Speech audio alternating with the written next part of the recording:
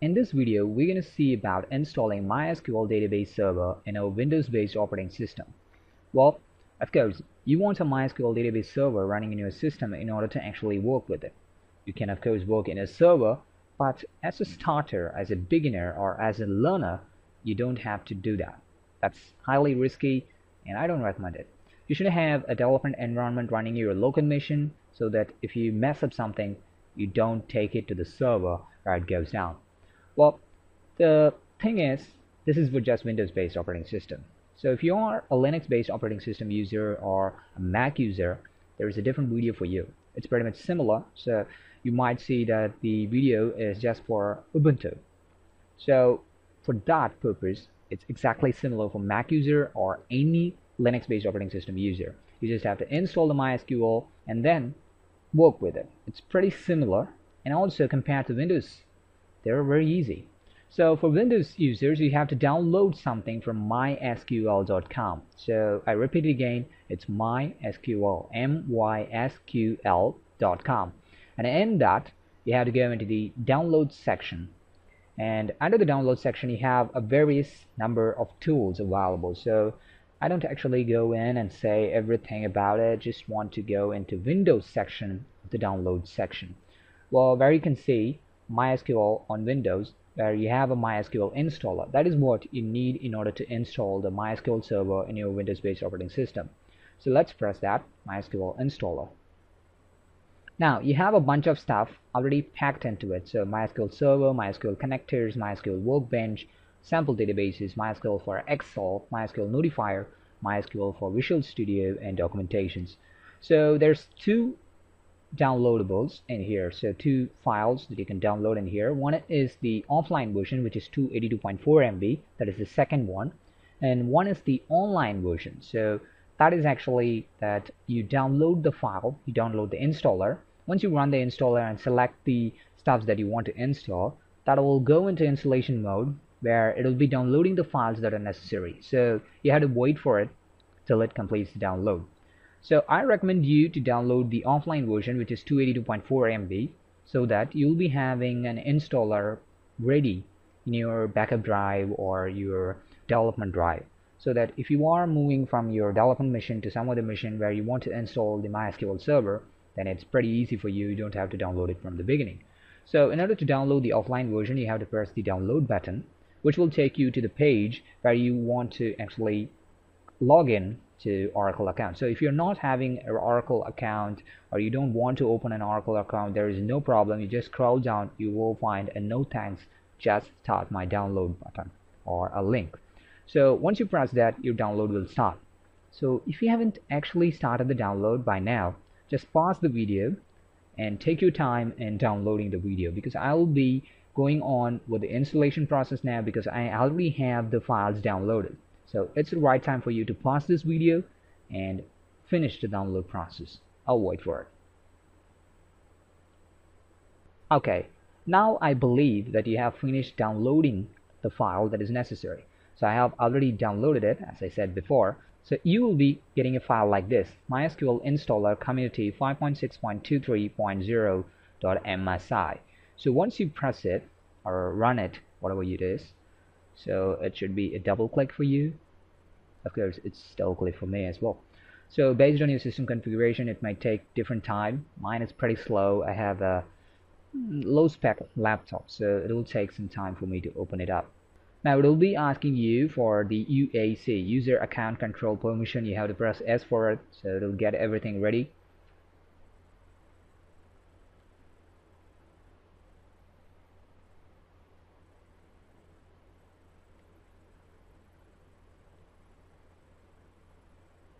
Yeah, it will take some time based on the system. I have a pretty slow system in here with a low spec laptop, so it will take some time. I'm sorry for that.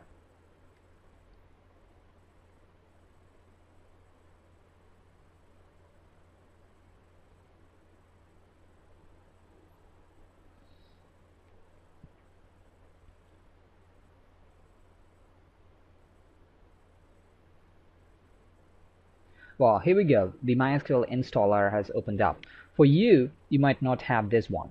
I already have this installed because I needed it for some other development or a project. So that's a connector for connecting Java programs to MySQL database. You might see that later on if the video or in the lecture or in this series if it is necessary. So in order to install the MySQL server, you have to press the add button in here. That will open up a window like this where you have to accept the license. So I accept the license terms, click next, and you will be having a bunch of stuff that you can install. I recommend you to install the first and the foremost and very important thing, the MySQL server based on your architecture, the processor architecture or the type of your operating system. So if you're having a 32-bit operating system, you go for x86. If you're having a 64 operating system, go for x64. So you press this button, the button that is pointing to the right, to send it to the list of softwares that is going to be installed. Then we go into applications. You also install the MySQL Workbench. Yet again, it's for 64-bit because my operating system is a 64-bit operating system. If you are having a 32-bit operating system, go for x86 version. Now I don't want this notifier, but it's nothing wrong to have it, so I'm also installing that one as well. And apart from these things, I don't want anything else. Documentation is necessary, but I prefer it to be on online because I have a low spec laptop. I don't want everything to go into my hard disk, and I just don't want the documentation in my system, and I prefer it to be being online so that if I need it, I just go online and check it. That's it. Well, now that we got all the softwares moved to the to be installed list, let's press the next button. So these are the softwares that we're going to install. It's ready to install. So once you press the execute button, it will start installing various stuff that is needed. So let's execute it. Now, as I have said already, my system is a little bit slow, so it will take some time. I'm going to fast forward it just to make sure that the videos are shorter.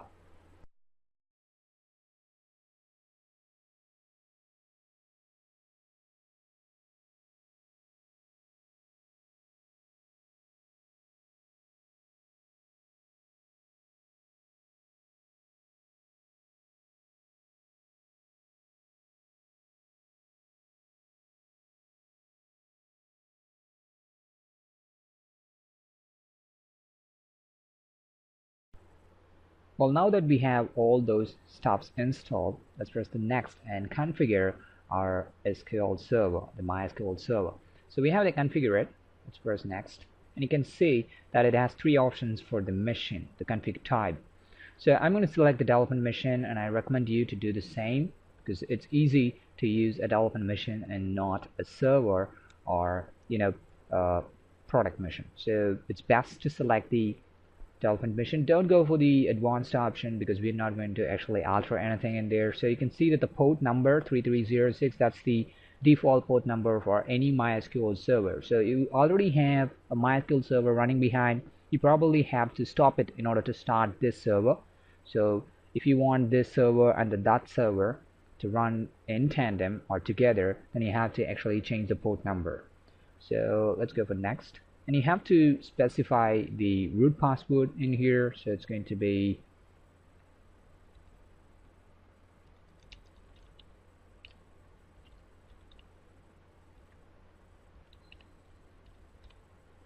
I have a weak password just because that it's a development mission.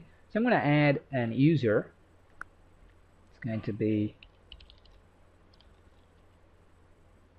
and I have to select the local host. That's the best thing, and I prefer it to be dbadmin. Yet again, I'm going to give some password in here.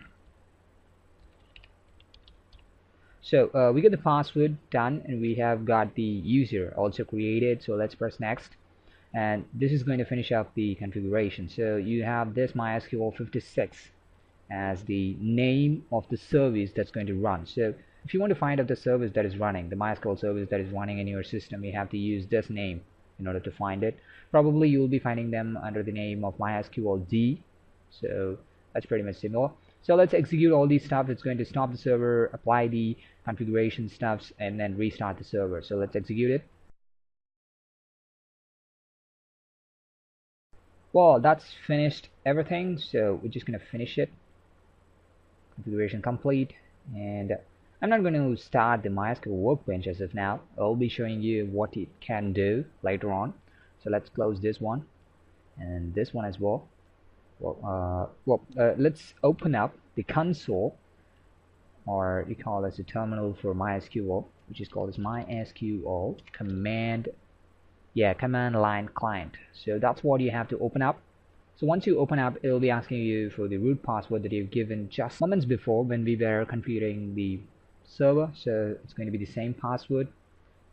I remembered them, so I don't have to actually work for it. Press enter, you got into the MySQL console. So this is something that you are going to work a lot with. So keep this in your mind. You just can actually type help and find out various different commands that you can see in here. I recommend you to actually keep this in mind just to make sure that you're going to work with a lot in here. So you're going to do a lot of work with MySQL in this particular window. And for Linux and Mac users as codes, it's going to be very easy for you to actually follow this because you might have worked a lot with your terminal. So we're going to actually work in your terminal again using the MySQL command. So it's going to be pretty easy for you. For Windows users, you have to work a lot with this one. So just be ready for this. I'm not going to type anything or create anything in here. We just installed it and kept it ready, so we have the MySQL console running. Well, if it is not running, if you are getting an error when running this one, then you might have to reinstall your MySQL server again in order to make it work. Well, that's the end of this lecture. Let's see you in the next lecture. Thank you for watching.